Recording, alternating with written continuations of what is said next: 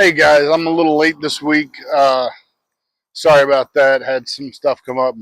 Actually, my youngest came into town, threw me off schedule, so I apologize. But family first. Anyway, so coming back with this sin series, um, I was actually going to start jumping into some of the meat of it, but I just I really felt led that we needed to do a little more foundational work, really on both these series. So that's what I'm going to do this time. Just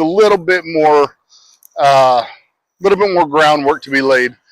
Um, and I don't know. I guess this one really is kind of some meat in this in the discussion. But I want to talk about kind of where sin starts, and uh, and I think sin really starts with a search for identity. That's a search for who am I? Who do I want to be? With what do I want? What is important to me? Um, with just with a sense of self and a search for that. And we live in a society today, and I think this really is underscored in all of history. Just with what I've looked at and learned, just looking at history. But we live in a society definitely today, I see, that says things like follow your heart and you do you and live your reality and live your best life and live your truth and things like that.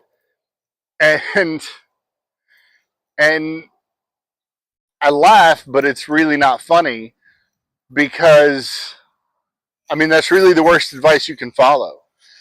It seems it seems like really great advice. It seems like chase your dreams and don't take no for an answer and be who you want to be. And I mean, it seems like those things are really great pieces of advice to give to somebody and great things to follow. It feels like that's uh, a great mantra to have, but it's not. I mean, it's just it leads us down so many just imprisoning paths. I mean, Jeremiah 17:9 says, and I'm going to paraphrase a little bit because I don't remember a direct quote, but it says, the human heart is the most deceitful thing. And I mean, like, who can even understand how wrong it is? And and that's absolutely true. We are capable of lying to ourselves. We can take absolute indisputable truth directly in front of us that we cannot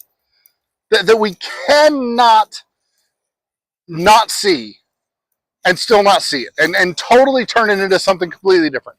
And I see it every day all around me. I see there's no way you cannot see what's going on, and people just absolutely don't see what's going on because it's not what they want to see.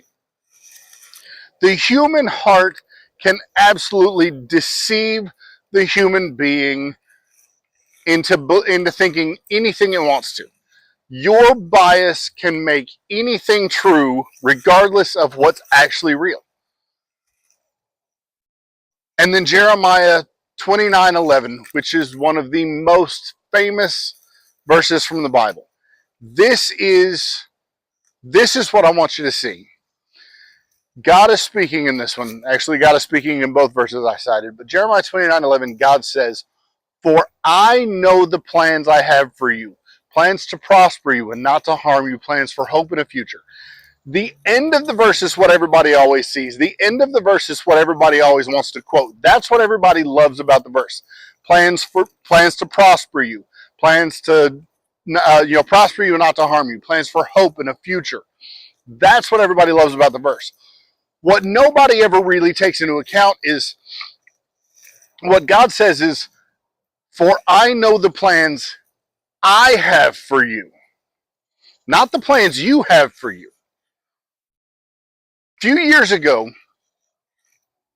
I was moved by the Spirit to set a family word of the year, and it's the only time I've done it. We tried to continue the thing to make it a tradition year by year, and it just didn't really work out because it's the only time the Spirit really moved me to do it.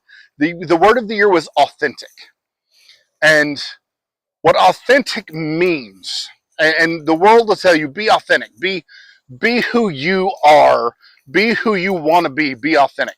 That's not what authentic means. Being authentic for a piece of art, for a my one of my sons is all about comic books. He loves all of the comics from all of the different uh, from all of the different uh, companies and all that. What makes a comic book authentic is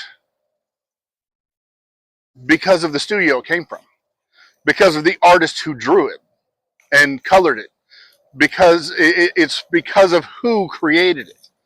It's not because of the characters within it. It's not because of the art itself. It's not because of the paper that it's drawn on. It's because of the artists that put it together. If there's a signature on that artwork, it's not because of the ink that it's written in, it's because of the person who signed it. The authentication process deals with who created this and who signed it, not who's in the pages. If you're going to be authentic, you have to be who the artist created you to be. As soon as you get involved in the process and change yourself from what you were created to be, all you become is a cheap counterfeit of what you were made to be. As soon as you change yourself from the original work of art that God made you to be, you cheapen who you were created to be, and you're no longer worth what you were supposed to be worth. That's where sin comes in. Sin comes in and cheapens you from what you're supposed to be. So if you want to be authentic, if you want to be real, if you want to be who you're supposed to be, if you want to have peace with yourself, if you want to have if you want to have an inner love for yourself, if you want to be true to yourself, stop trying to change who He made you to be, because you will never find true peace and happiness and joy trying to change who you were made to be. All you will do is frustrate what your spirit is trying to fix. And you will constantly be embattled with yourself because the world is telling you be something, and your innermost being is telling you that's not what you're meant to be. And you're going to be fighting with yourself the whole time. If you want to be at peace, if you want to be in cohesion with your innermost self, be who He made you to be. And the only way to get there is to submit yourself to Him and say, make me who you meant me to be. And then peace can overcome you and you can stop fighting. That is where sin starts, and that is how you overcome sin and you stop being defeated by it. I'm sorry I went long. I'll try to do better next time.